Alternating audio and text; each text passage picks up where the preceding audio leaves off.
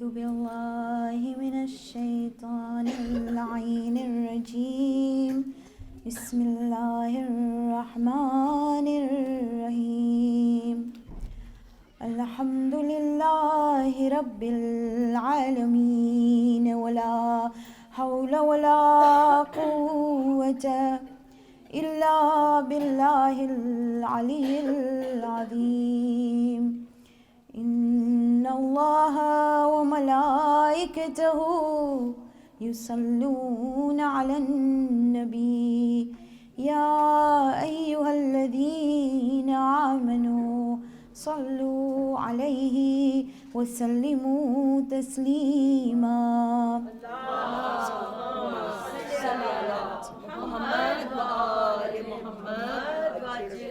ثم السلام على آله الطيبين الطاهرين المعصومين المظلومين ولعنة الله على أعدائهم الأجمعين إلى يوم الدين صلوات اللهم صل على محمد وآل محمد رب اشرح لي صدري ويسر لي أمري واحلل عقدة من لساني يفقه قولي قال الله سبحانه وتعالى في كتابه المجيد وفرقانه الحميد بسم الله الرحمن الرحيم والضحى والليل إذا سجى ما ودعك ربك وما قلى وللآخرة خير لك من الأولى ولسوف يعطيك ربك فترضى صدق الله العظيم صلوات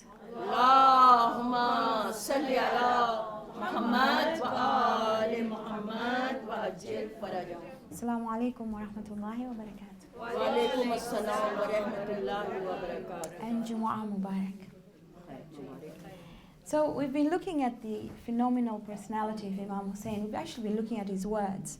When he said, Inna lillahi wa inna ilayhi raji'un, ridam bi qada'ihi wa tasliman li amri. Indeed, from Allah, we are from Allah, and to Him we return, and I accept what He has intended, and I am pleased with His orders, or I'm content with His orders. And I said that the subject of my talks would be, and in the middle of my chaos there was you. I was to be able to turn to divinity. We've looked at what tawakkul is. We've looked at who the people are, what qualities that I should display or manifest if I was somebody who trusted in God. And then from yesterday, we looked at the concept of divine guidance, which is in essence the result of having tawakkul in Allah. And today what we're going to look at is a continuation of that. And I said that divine guidance was the ability to be able to connect with the Quran. Once you have trust in Allah, once we trust that these are His words, then life becomes a little bit different. And yesterday we looked a little bit. We looked at Surah Al-Fatiha. We touched on Surah Al-Baqarah. But people who have trust in Allah also know that there are times, there are places, and there are people that actually are extremely special. And you don't need to even tell anyone. There is something inside that draws you to that. But one of the times that are phenomenally important is the day of Friday. It's just a phenomenal day. It starts because in Islam, the day starts at night. That means night of Thursday is Friday. Right? Laylatul Jumu'ah. And I think we say Jumerat. I don't know. Something like that. So, Shabe Jumu'ah. Okay? So everybody uses that term. So really, Friday starts at Maghrib of Thursday and ends at Maghrib of today. Now there are some things that we need to know before we go on to see why today is important, and we're going to look at Surah Al-Jumu'ah inshallah. But we need to understand what this day is about. So first of all, there are many ahadith of the importance of this day. One of them is that in every hour there are these vibes, or let me put it in another way. There is 1 hour in the day of Jumu'ah when whatever you ask for, and I repeat, whatever you ask for is heard. It's what people used to do. was they would keep an alarm for every hour and ask the same things. In fact, at the time of the Prophet, it is said, these are some narrations, that people used to come. Do you know in Masjid al-Nabi they have that door? There's an emergency door. Do you know which one it is? Okay, you find it out. There's a door which is known as the emergency door. If you stood there, people would make way for you because they knew you were desperate to see the Prophet. So if they were there and people would wait for Friday, and then every hour they'd pray for them. So that's something you could do and I could do and we could do, right? So every hour pray for that thing that you really, really want. So some things that you need to do today. Ghusl is really important. Near Zohar as possible. If not, you can even do it later on.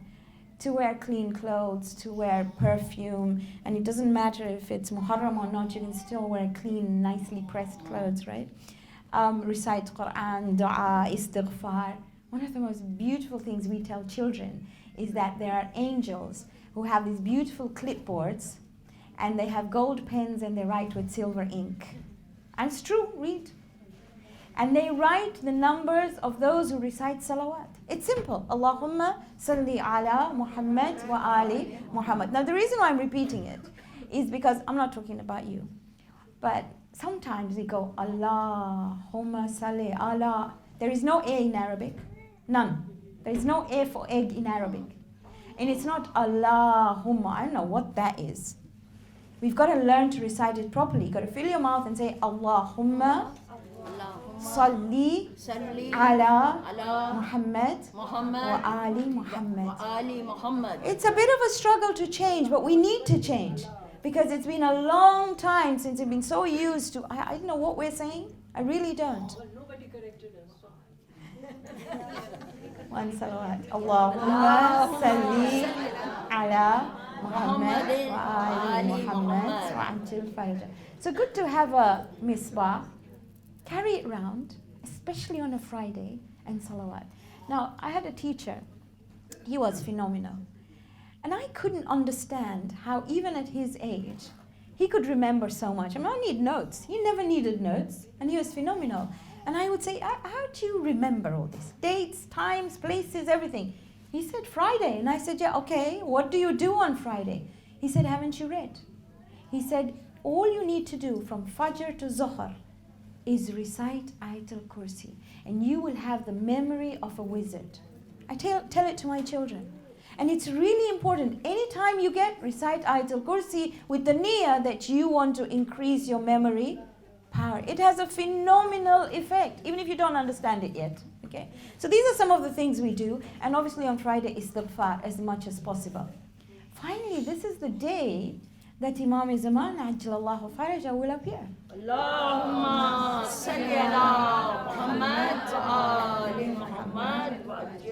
It is the day when Prophet Adam was created and Allah sort of put together all his bits. So, you know, if you're finding you're a bit broken, use the Friday to put yourself together. But what I'd like to do today is something that we should be doing every Friday, is reciting Suratul Jumu'ah. Now it's only 11 ayat. We should be reciting it in the first rakat of Fajr.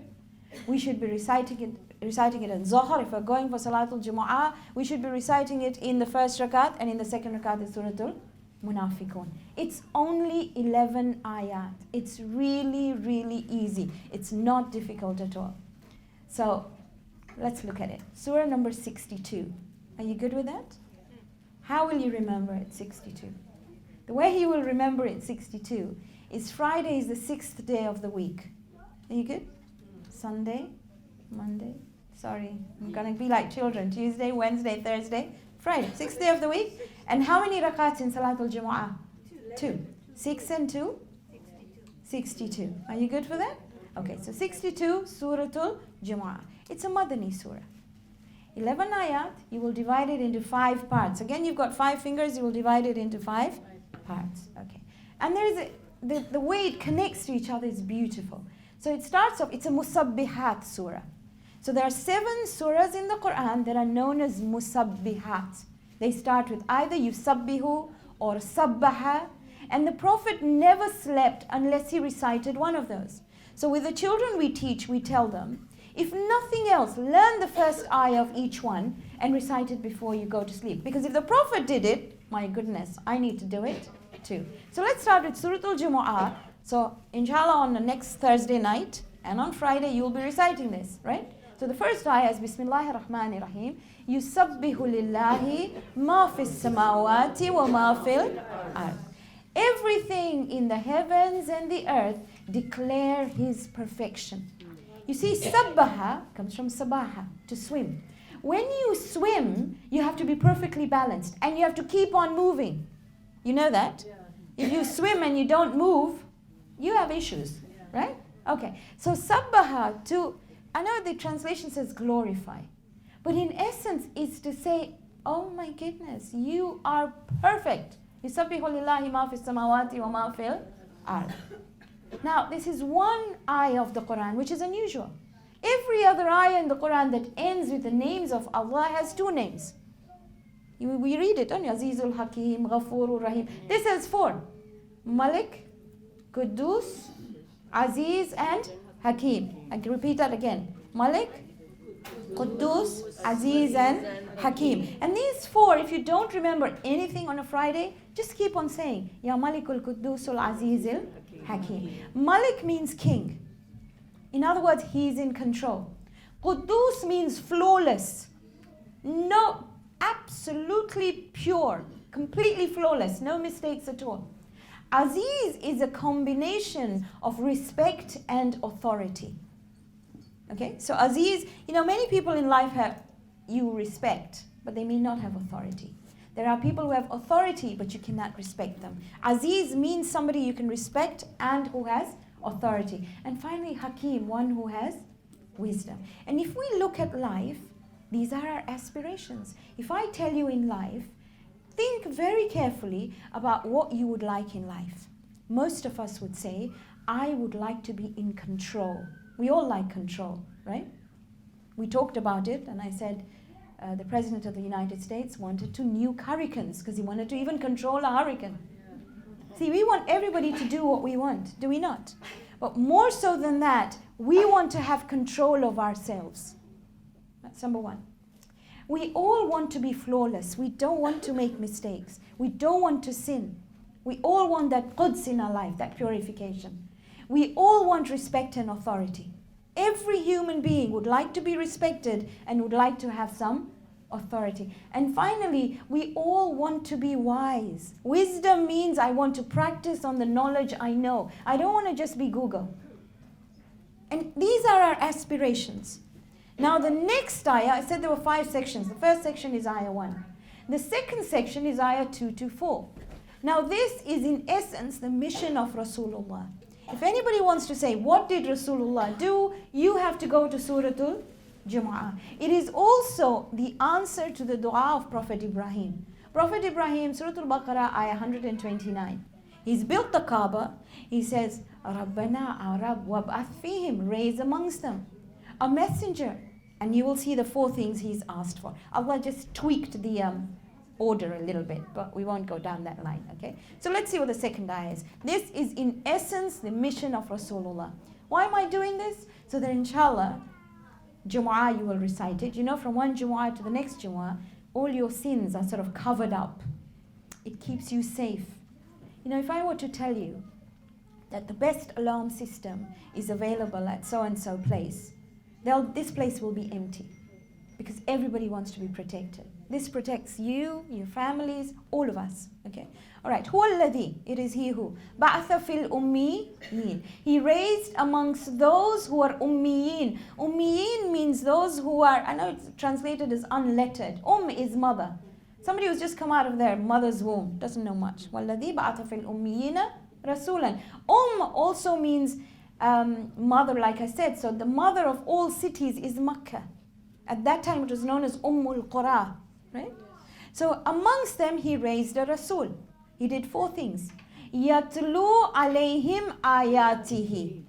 He read upon them the signs of Allah. Didn't say he spoke to them. It said read.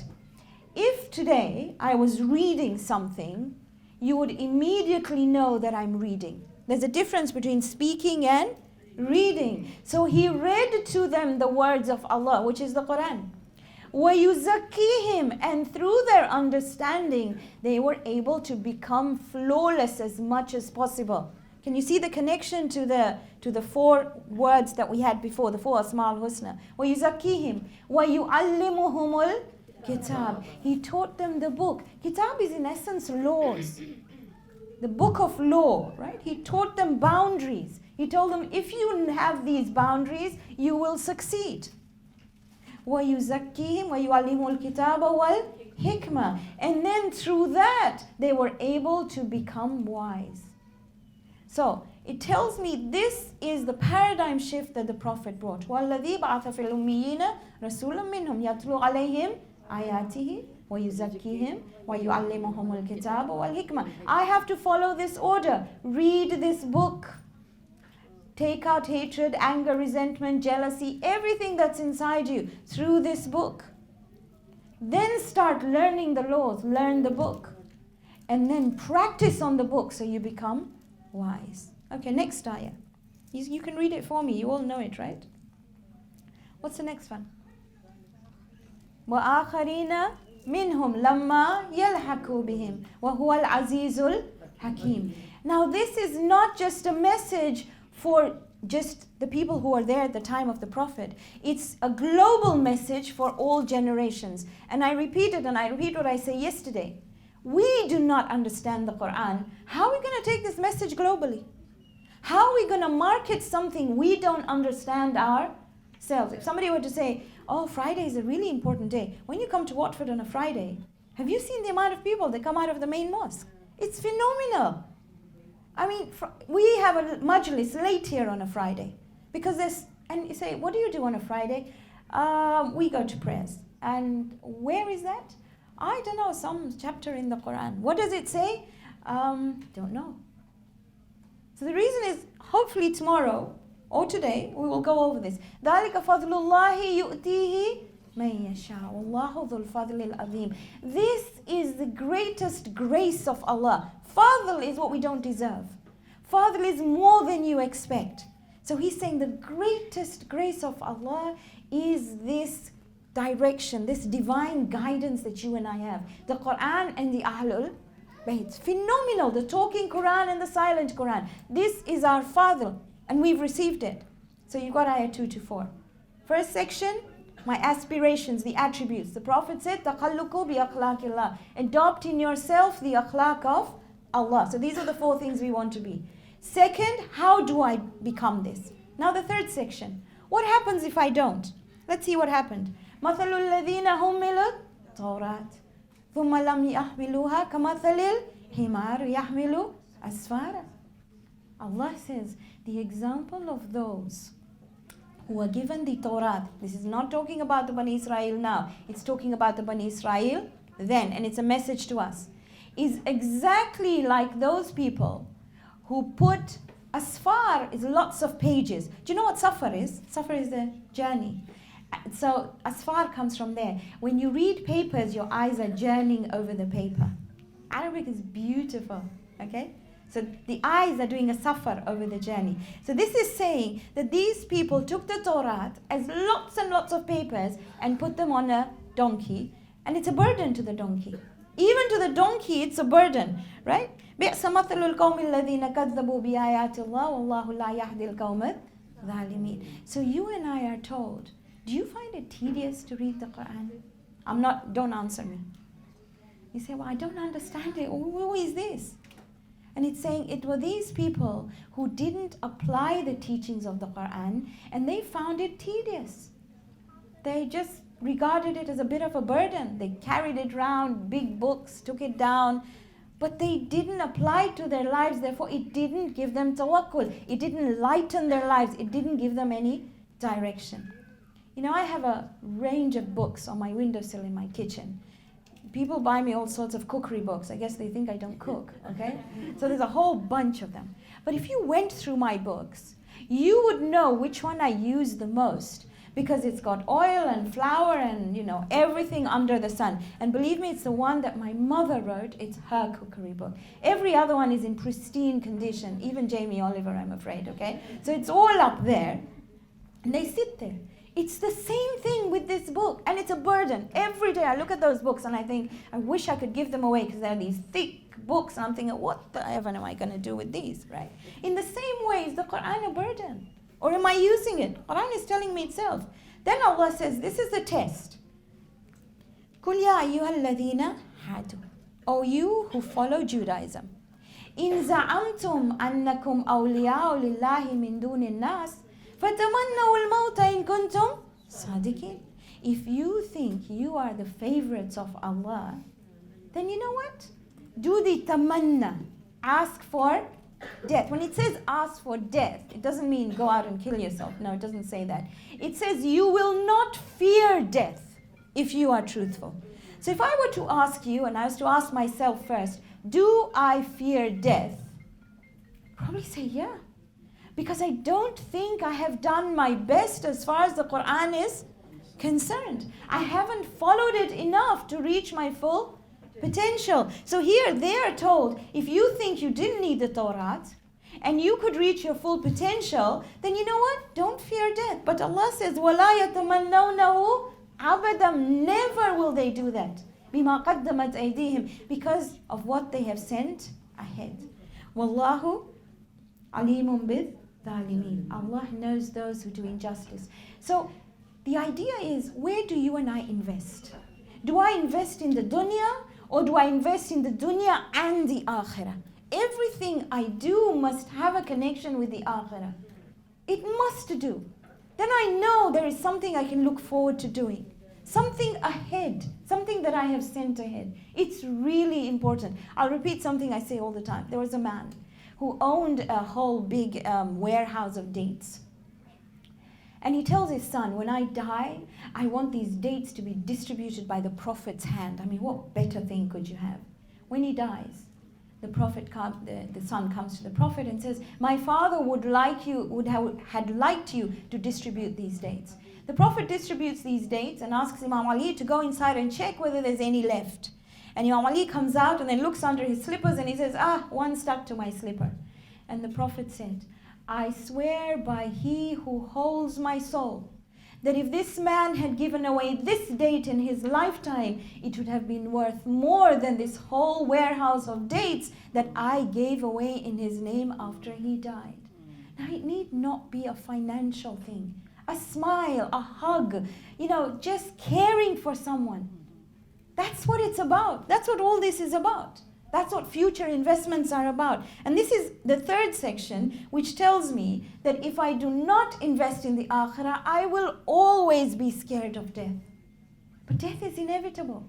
Because the next ayah, that's what that says. That's the fourth section. قُلْ إِنَّ الْمَوْتَ الَّذِي تَفِرُّونَ مِنْهُ. The death that you run away from. We talked about gyms. That's why we go to the gym, no? To get fit, so that, hopefully it'll keep away old age. Doesn't. فَإِنَّهُ ملاكيكم. It'll come and meet you. ثم تردون إلى عالم الغيب والشهادة فينبئكم بما كنتم تعملون. And what does death do really? Literally, what does it do?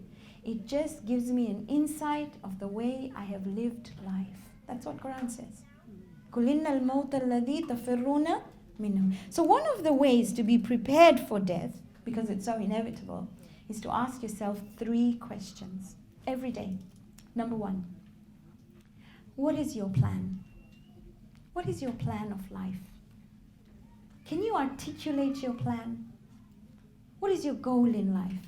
Quran says, if you look at Surah Al-Baqarah, وَلِكُلِّ وِجْهَةٍ هُوَ مُوَلِّيهَا فَاسْتَبِقُوا الْخَيْرَاتِ. Every existence has a goal. So seek the best of goals. So the first thing that we need to ask ourselves is, what is my plan? Short-term, long-term, future plan, what is it? Number 2, how do I plan to use this plan that I have to be able to help others? How will I serve humanity so that at the end of my life I can say, thank you for life, I left the world a better place than what I found it in? Number 2. And number 3, did you trust him? Because you may not see the results in your lifetime. Did you trust him that when you did something, it will definitely have the best of results? Imam Ali was walking around with a little bag, tiny little bag. And people said, Ya Ali, what's in your bag? He said, a forest. And they thought this is a miracle because, talking to Ali, you would have thought if he said a miracle, he said a forest in a bag, there would be a forest in a bag. And they followed him. And they found him take out seeds and plant them somewhere. Okay? This is how we should look at life. You gotta think way ahead. The greatest of human beings is the one who doesn't aspire to sit under the shade of the tree he has planted. Okay? That's what it's about. So these are the 3 questions when you look at Ayah 8. Just think about them. What is your goal in life? And if you ask me, I would say, at the end of my life, I want to say, thank you for life. I did my best in leaving the world a better place than what I found it in. And if you have that sort of a goal, you can aspire for your own. Okay. Secondly, like I said, how did you serve humanity every single day? And the third one, did you trust him? Right, now the last section, 9 to 11. The only place in the Quran where Allah talks about today. It says, Ya ayyuhalladhina amanu, or you who believe. Look at this ayah. And hopefully we will understand Friday. إِذَا نُودِيَ لِلصَّلَاةِ for salah. مِنْ يَوْمِ الْجُمُعَةِ in a small part of the day of Jumu'ah. Not the whole part, we only want a little bit. When you hear the adhan, and today was 103. When you hear the adhan for the day of Jumu'ah, what does he say? Fas'aw, run. You know what sa'i is? Sa'i is running, striving. Ila, fas'aw where? Ila dhikrillah, run to remember Allah. Don't do anything else. Fas'aw ila dhikrillah. Wadharul bay'. Leave your sales. He doesn't say wadharul tijara. He doesn't say leave your business. He says, leave that thing that was so important in your business that if you didn't do that deal, it would go. Leave it. Just leave it. That is better for you if only you knew. There were ulama of the past that would tell us if you shopped in that time, that shopping was no good. That particular, ask for more. 103 to 2. Okay, 103 till 130. Come on. Can you not take that much time off? Fas'aw ila dhikrillah. It's phenomenal. The only place where he's telling us to do something. We do everything else. When he says, come to Majlis, we run. I don't say, don't come to Majlis. Please come, please. Listen carefully. I said, please come to Majlis. However, Salah goes way over that. So that 103 to 130, you should run and come here. Well, they don't let you come here, but wherever you go. Then he says, فَإِذَا قُضِيَتِ الصَّلَاةِ when the Salah is finished, فَانْتَشِرُوا فِي الْأَرْضِ spread out in the earth. وَابْتَغُوا مِنْ فَضْلِ اللَّهِ seek the favors of Allah. What was the favor we talked about? The Quran and the Masumin. Spend time learning. وَاذْكُرُوا اللَّهَ كَثِيرًا remember Him a lot. Just keep on remembering Him. It's amazing. لَعَلَّكُمْ تُفْلِحُونَ if you want to be successful. Every single problem you and I have, if we were to utilize Friday in the right way, would actually go away. If we did. And when somebody asked one of the imams, I think it was the 4th imam, and asked him, but if everybody did that, everybody would be successful. And imam said, they just won't do it. They will have an intention, but they won't do it. It's phenomenal. And finally, the last ayah. The 2 things that stop us from coming to Salatul Jumu'ah. Or making Jumu'ah important. وَإِذَا رَأَوْا تِجَارَةً أَوْ لَهْوًا فَضُّوا إِلَيْهَا وَتَرَكُوكَ قَائِمًا. So, when they see business or they see entertainment, Muhammad, they will leave you standing alone. Now, historically, this is what happened. They were all in the mosque. There was a caravan that came. Everybody knew if we didn't get there first, we would miss the Blue Cross sale. So they all ran over there. And when the Prophet looked back, he was empty. There were hardly 11 people standing there. Okay? وَتَرَكُوكَ قَائِمًا they will leave you standing. قُلْ مَا عِنْدَ اللَّهِ خَيْرٌ مِنَ اللَّهْوِ وَمِنَ التِّجَارَةِ وَاللَّهُ خَيْرُ الرَّازِقِينَ what is with Allah is better than entertainment or business. See, we say, that last phone call, that last email, if I don't answer it, I may not make that deal. Or we say, Netflix, this was the last episode. If I don't watch this last episode, Pakistani plays, this was the last episode, and this is the nail-biting bit. Ya Allah, of course you'll forgive me for 5 more minutes, no? I just need to see what happened to her. Did her mother-in-law tell her off or not? Okay. So, sorry. And that's what we do. We say 2 minutes, 2 minutes, it won't take long, just 2 minutes, that's what we say. And Quran actually hits the nail on the head. It says this is what stops you from reaching your full potential. I have given you a day. Do you know when the sales are announced? I don't know about you. A long time ago, I remember. You've seen the next sales. Sorry, I'm not supposed to advertise people. But people used to queue out from 3 or 4 or 5 o'clock in the morning. And then you saw, I've been there once, that's why I'm telling you, I went with the kids. Time for Salah, and they were still in the queue. And you're saying, well, let's just go and pray out there. Just thought it was good to pray out there. And the kids thought, oh my goodness, mom's now really lost it. But it was really important that you do that. And it's important to understand, if Allah is mentioning this so much in Jumu'ah, surely you and I can do that much. So the emphasis today on this was that Jumu'ah, next Jumu'ah inshallah, and today after Jumu'ah, we follow this to the letter. Please recite it. It's 11 ayat. There is nobody here who cannot memorize this. I'm not here next Friday, but I'm hoping that somehow you will be reciting Surah Al-Jumu'ah with me.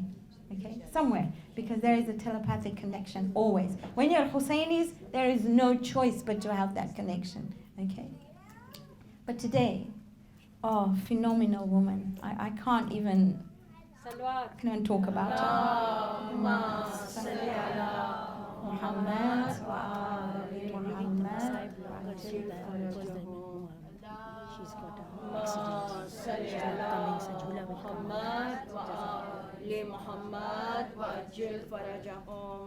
So we talk about Rubab first. Okay, just need to know a little bit about her. She's the daughter of Imr al-Qais. Now, who was he? He was a Christian, and at the time of the Khilafat of Umar, he becomes a Muslim.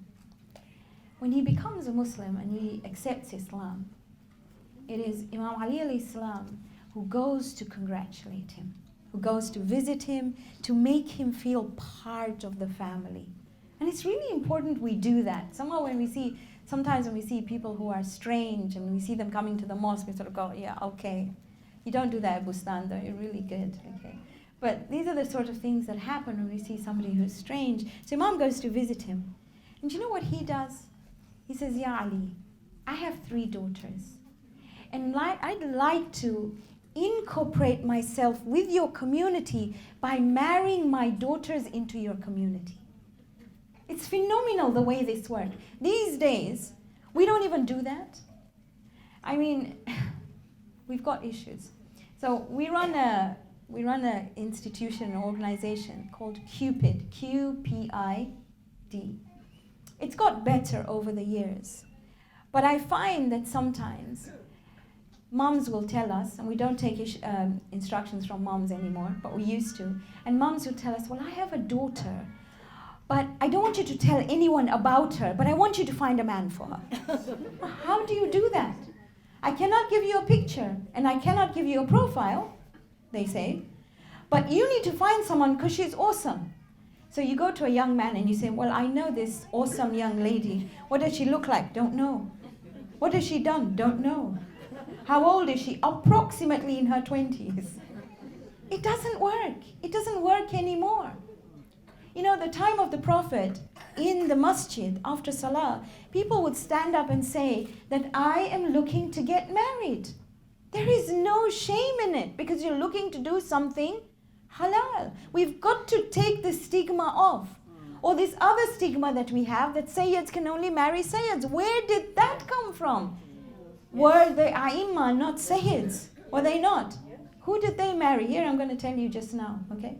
And the reason for bringing these topics in is that we remove the stigma of saying to someone, I wish to get married. If you don't put yourself up there, how are we to know?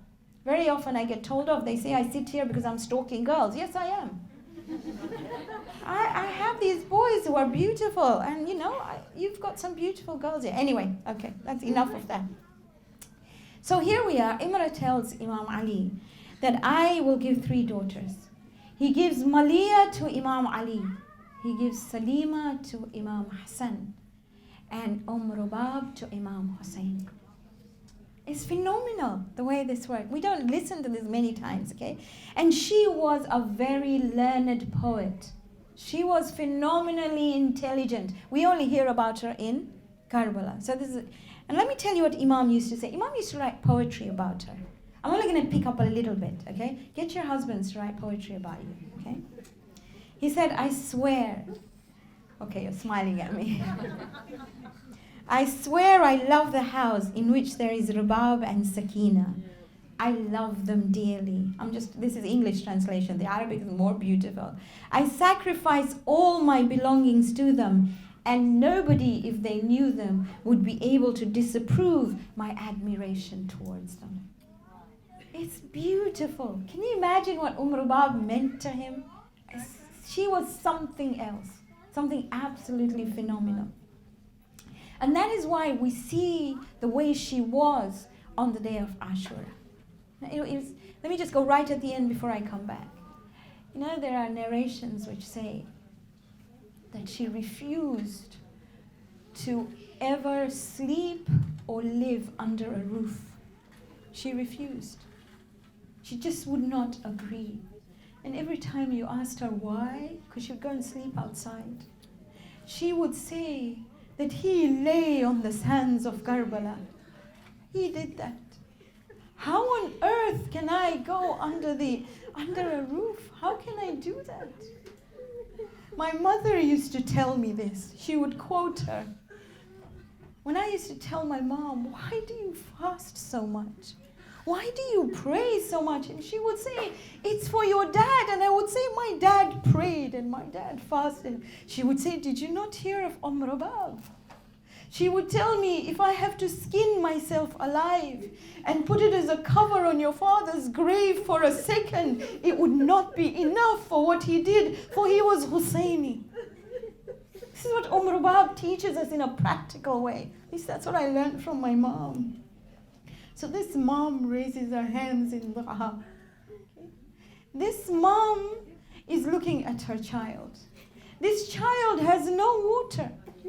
This child we are told that from the 7th, water was not there, but some of the children did have water. But in the life of a 6-month-old child, if you do not give that child anything for a whole 24 hours, that child gets dehydrated. So there's this child, and children who get dehydrated are listless. They don't have any strength. This mom is watching her child in the cradle. And she raises her hands to say, Ya Allah, give him enough life so that he is useful. That's her plan. She wants him to be useful to creation. That is what she did. And she has trust in God. The 3 things I told you about. Imam at the time of Asr stands outside. And he says, هَلْ مِن نَاصِرٍ يَنْصُرْنَا هَلْ مِن مُغِيثٍ يُغِيثُنَا. Is there anyone to help us? Is there anyone who will come to our aid? The child who has no strength throws himself out of the cradle. Mom starts crying. Mawla comes in and says, Rubab, I am still here. She says, Mawla, look at the child. He has thrown himself out of the cradle. Imam says, you know what? There is still humanity in the world. Let me take this child. I'm sure there are fathers in that army and they will give this child some water. Mom gives the child to dad. Dad covers his baby with his abba because it's hot. It's a time of Asr. It is so hot. Dad takes the child and walks towards the battlefield. He lifts the child up in front of the army and he says, this child is thirsty. His mother has no milk. Will you give this child some water? They just stand there and they look at him. He says, okay, if you think Hussein will drink water, I shall place this child on the earth. You know, I think about this. They were the hooves of the horses that couldn't go down on that sand. My Mawla places Ali Asghar on the sand. We are told that there is movement in the army of Yazid. There are fathers in there who have hearts, and they turn with their water bags to go towards the Furat. It is then that Umar Saad tells Hurmala, Iqtal kalam al-Hussein, kill the words of Hussein. Hurmala draws an arrow. There are many riwayat. The people who sit on the mimbar, the Ahlul Mimbar as we call them, recite these incidents, and they say that the first arrow falls, and those near him tell him, are you a chicken? You're the strongest person here. Why did that arrow fall? And he says, the mother is watching from the tent. But some say that he saw a woman in front of him saying, what has my son done to you? What has that child done to you, Hurmala? Second arrow that he picks up is directed towards the child, because Imam has now picked Ali Asghar up. And the arrow hits his mark. It pins the child to his father. We are told that the baby smiles. There are many assumptions of this. All I can say is that maybe the baby said, or he's telling his dad, I may not be Ali al-Akbar, I may not carry a sword, but I did have my tongue that was parched. Dad holds the baby and he says, Inna lillahi wa inna ilayhi raji'un, ridam bi qadaihi wa tasliman li amri. Dad moves towards the tents, but he comes back. He keeps on reciting this. I can only imagine him thinking, what do I tell Rabah? What do I say? I took this baby to be able to quench his thirst. Finally, at the seventh time, he brings baby to the tents. Rubab is there. He lifts his abba. Only God knows what went through her heart. But we are told that she said, Asghar, do they kill children like you, Asghar? If I had known, I'd have dressed you up as a soldier, Asghar. I didn't know that. Mom and Dad go behind the tents. Dad digs a little grave. We just heard in the Latmiya that this was the grave that took the longest to dig. It was hard. Dad places baby inside the grave. He closes the grave. Mom says, I don't have any water, Ali Asghar. I have my tears, Ali Asghar. That's all I have. We're told on Sham al-Ghariba, all the women were sitting around this little fire that they had built. It was cold. And Sayyida Zainab is telling all of them, have a little bit of rest, please, put your heads down. And she's telling Rabab, you cannot sit like this. You've been sitting for too long. Rest a little, put your head down.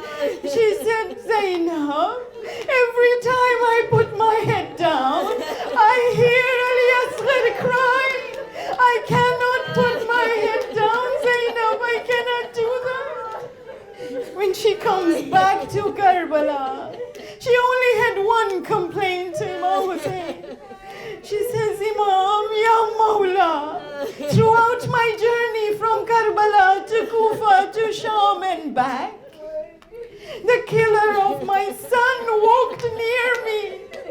I could not bear that. Inna lillahi wa inna ilayhi raji'un.